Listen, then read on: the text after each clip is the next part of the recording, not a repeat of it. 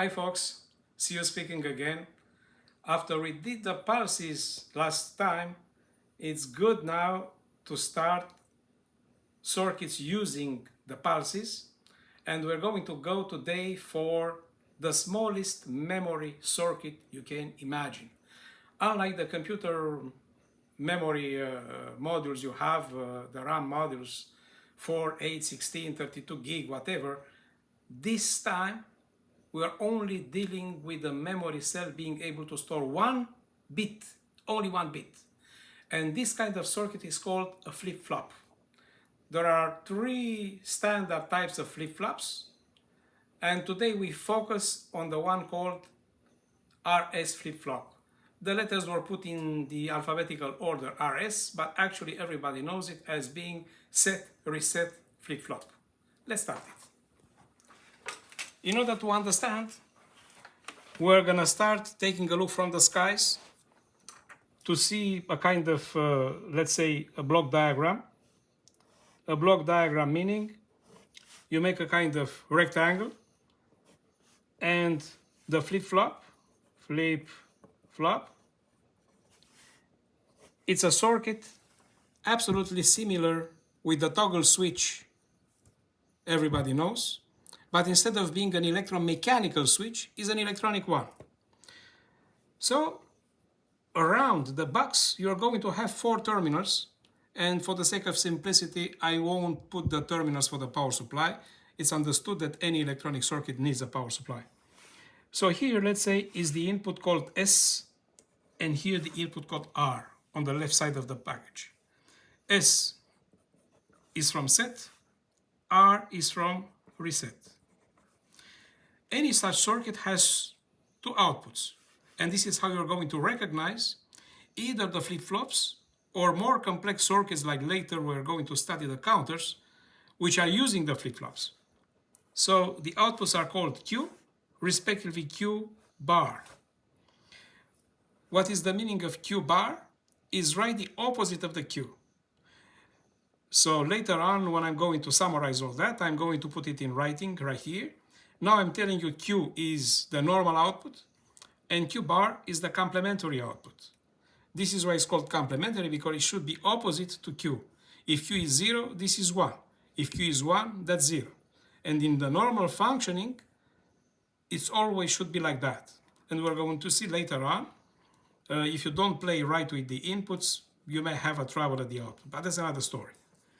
So again, 2 inputs, 2 outputs. And then, in order to understand how is this working, I'm going to prepare you, let's say, 3 different things. We're going to discuss on the timing chart. We're going to draw somewhere here a truth table, and we're going to have at the end an application, a simple application for such a thing, which is a flip-flop. Now, before I draw the schematic, you should notice also that if you want to know the state of the bit which is stored inside that box, because again, a bit can have 2 values, either a 0 logic or 1 logic.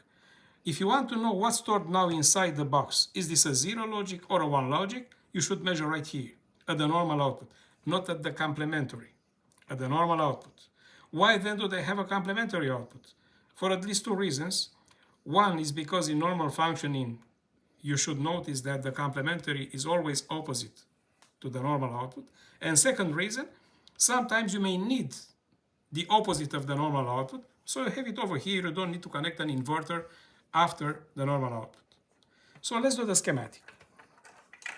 It's a very simple one, and I'm going to draw it right here. The RS flip-flop can be made in 2 ways. You can either use, like here, NAND gates, or you can use NOR gates. In order to prevent the confusion, I will focus on the one made of 2 NAND gates. Here are the 2 inputs, set and reset. And here are the 2 outputs, Q and Q bar. But now,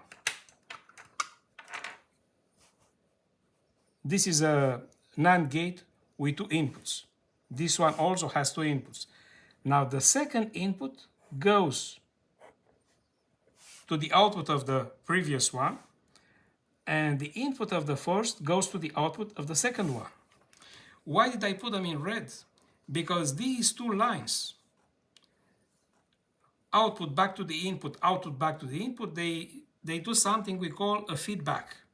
So because of this feedback, the circuit here is able to memorize or to store the information.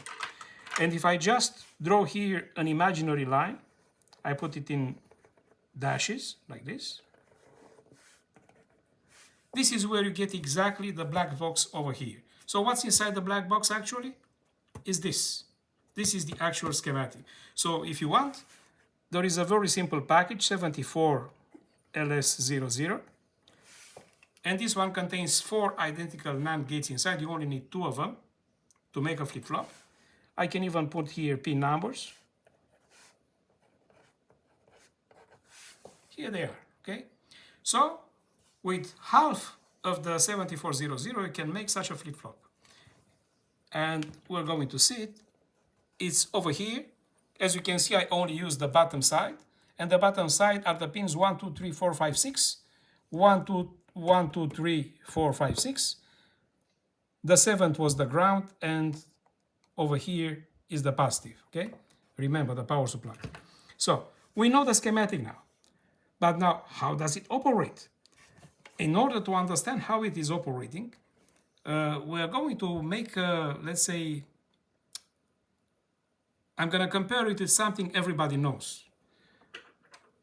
If you have to drive a car with a automatic gear, then it has 2 pedals. So in order for the car to work properly, the pedals should stay up. So either the brakes or the acceleration. If you want some action to happen, let's say you press acceleration, the car goes forward.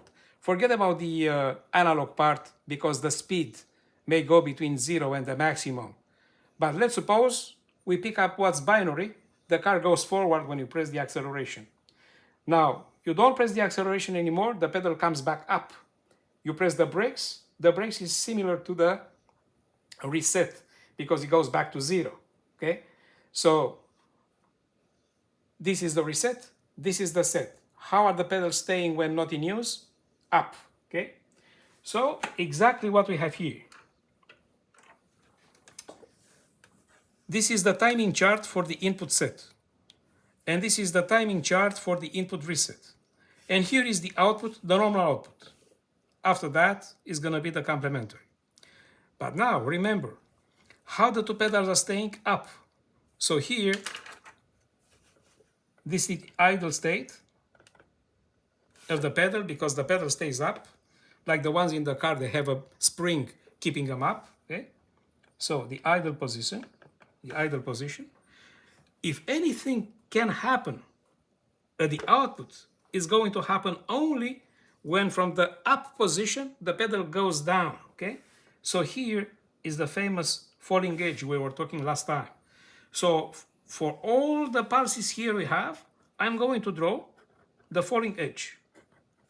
Only the falling edge, because this is the moment we may possibly trigger an action. So we have 1, 2, 3, 4, 5, 6, 7 positions here, 7 pulses, and I only consider the falling edge. Now take a look what happens. We're going to make a supposition. At the beginning, the normal output is low. So the normal output is reset. I'm going to write it here. Reset, okay? Is reset. When you put the power on, and nothing happens for a while, this is the axis of the time, by the way. The time goes from left to right. So nothing happens for a while, but exactly in this moment here, we press the pedal which is called set. What happens when you press the input called set? The output which was 0 before, take a look, is low or 0 logic, it goes up. So here is the set position. And it stays like that. Until when? Until the pedal called reset, or similar to the brakes, is pressed. Exactly when it's pressed, the output goes reset. And it stays like that for a while. But after a while, we press again the set. If the output was reset, now it goes up. It goes set. Okay? Now it's becoming interesting. Let's suppose somewhere here you press again the acceleration. If the car was already going forward, it continues to go forward. So there is no change in the binary state.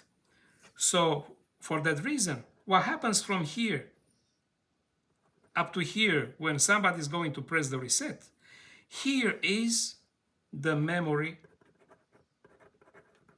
function, because it memorizes what command was given right before that moment.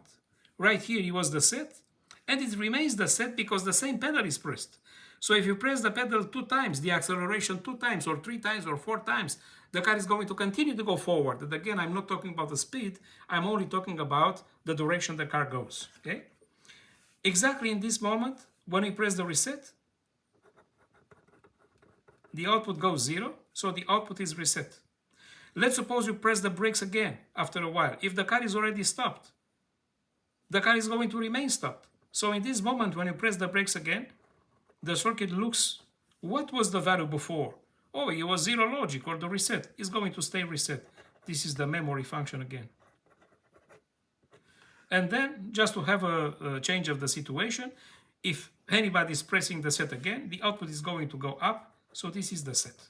Okay? So that's how the timing chart shows us how the normal output is operating. And this timing chart is made only when the RS flip-flop is working properly. If it does, then if you take a look at the complementary output, it's just like the picture we see in the mirror in the lake. Is right the opposite of the normal output, so I don't need to do anything here, you'll understand. Okay? So this is how the RS flip-flop is operating when you just take a look on the timing chart. But now we go further than that. Okay? We're going to draw something we call a truth table, and we're going to see what happens on the truth table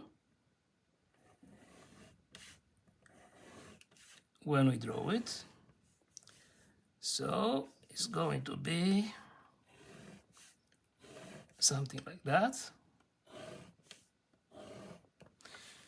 Here we're going to have the set input. Here we're going to have the reset. So these are inputs. Here we're going to have the output, or the outputs, Q respectively Q bar. And here we have something we call the state. What is the state of the output? Now, interesting thing, instead of having the values taken like we were using for the gates 0, 0, 0, 1, 1, 0, 1, 1, we're going to start from the values which are idle. So the pedals are up. I'm going to write it here. Idle. Idle. Okay. Then we're going to have 1 and 0, 0 and 1, and 0, 0. So for each pair of values, we have to see what happens to the actual output. Okay. So in order to do this, we're going to work with the circuit I just wired. Okay. This green LED is for the green button here, and this button is called set. And the red LED here is for the red button here I call reset. So if I press the set input, now it's 1, it goes to 0. Why it goes to 0? Because it has to go falling edge. So falling edge is what? From the high logic to 0 logic. From the high to 0. Similarly for the reset is similar. It's high right here, and if I press it, it goes down. Okay? So let's suppose the output, because this N out is normal output and C out is complementary output. Normal, complementary. You see the circuit just goes on. I'm going to cut the power. and I put the power back on, this is the normal output. It starts from 0. And complementary output is the opposite of it. Okay? So now, when the two inputs were not pressed, none of them was pressed, I just put the power on. This is what I see here, but depending on the package I plug, you may see here 0 on the normal output, or you may see here a 1. You'll never know what you see. For that reason, here we have a special notation you're going to find in the catalogs, in all the documentation for integrated circuits. They call that situation X. What does it mean? That situation is that it doesn't matter. It may be a 0 or it may be a 1. However, you can see the complementary output is right, is the opposite of it. So this is going to be called X bar, because it's right opposite to the normal output. Okay? And we used to call that state, I'm going to put this in red, the previous state. Previous to what? Previous to the moment I'm going to press one of the two buttons here. So, in the second line, as you can see here, the set is still idle, but the reset is pressed. So the reset is this red button, I press it. So what happens? The output won't change. Why? Because it's already 0. What is the reset supposed to do? Is to put the output in 0. Is to put the output in 0. If the output is 0, what is the complementary output? Is 1, is opposite to it. How do we call this? We call that situation reset. Why? Because I pressed the button reset, so the output went 0. What output? The normal output. Okay. Now, on the next line, the reset is idle, and now I press the set. Take a look. I press the set, which is the green. When I press the green, the output goes on. So the output goes one logic, or on, because of the set input. Obviously, the complementary output is a 0. It went off. Why? Because it's opposite to that. How do we call that situation? The set. But now, imagine you press both pedals in your car. Please never do so.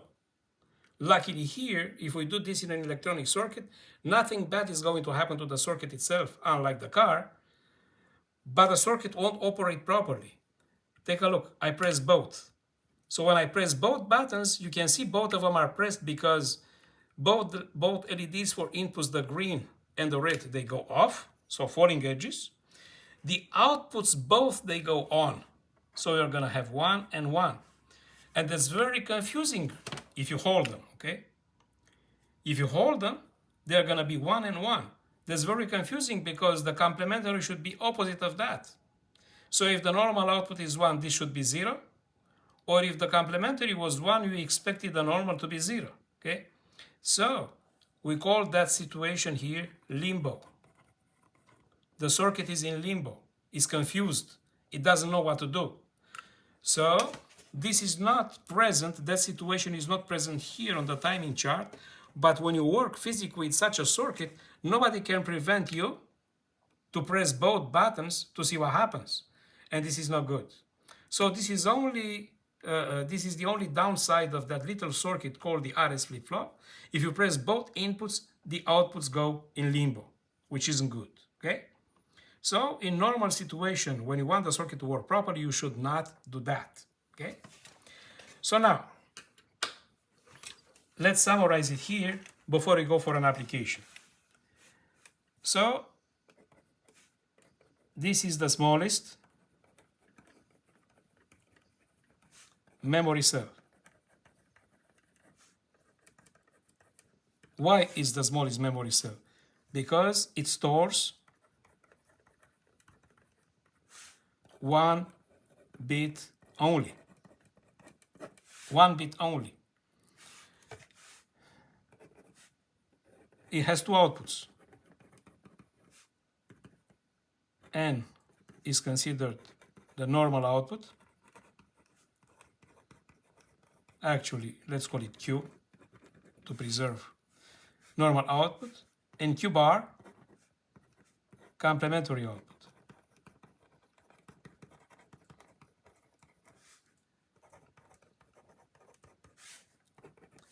Next thing to recall is if I want to know what value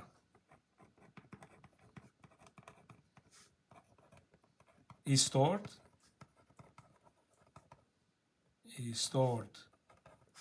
inside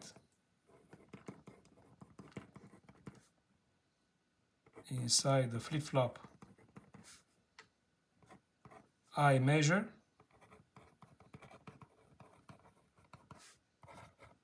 the output Q, the normal output.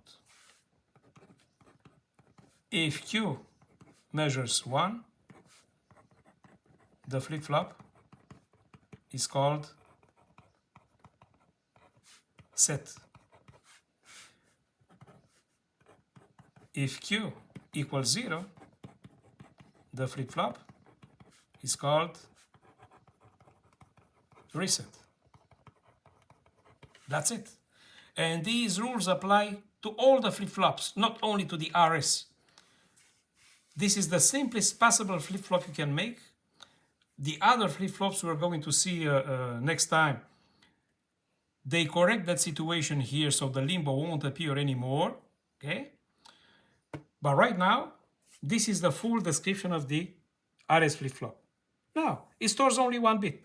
What can we do with that now? I'll give you an example. I'm going to disconnect the circuit.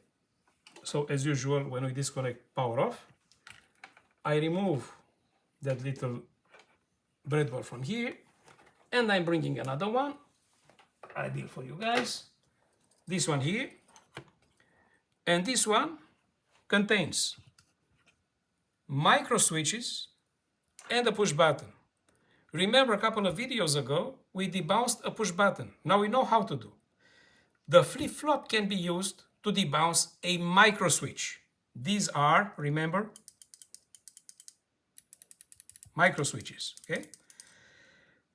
The micro switch has 3 pins because it has at the same time inside the normally open and the normally closed push buttons, and they both work opposite to each other.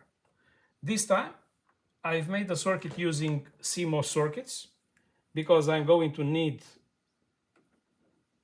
to use some big digits, which I'm going to connect over here. Remember, the IDC connector has a notch, okay? So it has to fit with the notch on the other connector. So it doesn't matter, it's a big counter made right here. We're gonna talk later about counters, but now I want to show you what is the use of the flip-flop, the RS flip-flop, with the micro switches. Power on. So here, this is the reset for the counter. And when I press it, the counter, when it is reset, it goes 0. Remember, for any flip-flop, you press the reset, it goes 0. Here we have a lot of flip-flops working together. So the counters go reset, okay? There are 2 counters here. And now, here is something you know. This is a push button we debounced a couple of videos ago. If you press it, I connected this to count down. So obviously, it goes 99 on 2 digits. This is the biggest number, 98, 97, 96, and so on. Anytime you press the button, it doesn't matter the speed. You press faster or slower, okay? The counter just goes down. But now here, what I say here, micro switch debouncer, what circuit is inside is a circuit similar to the 7400, is the CMOS version, which is 4011, okay? And take a look. I put here count up. This is the OK because, why is this the OK micro switch? Because it's debounced through the RS flip-flop. So when I press it, take a look. It doesn't matter how fast I press or how slow I press, okay? It just goes up, okay? The push button here, I made it to go down, and this one goes up, okay? What is my point? My point is, if I have a similar micro switch, is identical to this one, but this one doesn't go debounced. I put here a AND gate, so if you can watch this red wire, it comes directly from the micro switch over here. This orange wire comes from the other micro switch, which is debounced, and the green wire goes to the counting input of my counter to count up. But this one, because it's not debounced, is going to jump many times. Take a look. I press it one time. Take a look where it went. It's showing me 51. I release it, it changes, 66. You don't waste the time to count because it's a random change of numbers. This is not even counting, you know, because it does not respect any pattern. It's jumping inside many times. Why? It's not debounced. But an identical micro switch to that one, which is already debounced, only using an RS flip-flop, take a look. It works beautifully. Yes, you may hear some people telling you that the RS flip-flop is not a perfect debouncer and so on. Just give it a chance. It works in the most of the cases just fine. Take a look. Okay? Exactly like the push button, which is debounced with inverters, by the way. Okay? So this is push button debouncer is made with inverters. I use the package 4584 containing 6 inverters, but for this one, the 4011 contains 4 identical NAND gates, CMOS, and this one goes like that, okay? So that's the easiest way to use, a flip-flop, an RS flip-flop, to debounce a micro switch. And of course, we're going to see some other uses next time, because the RS flip-flop is inside the diagram of any other flip-flop working better than it. So all the other more complex flip-flops contain inside what? An RS flip-flop plus some other circuitry. Thank you very much for today. See you next Tuesday. Bye-bye.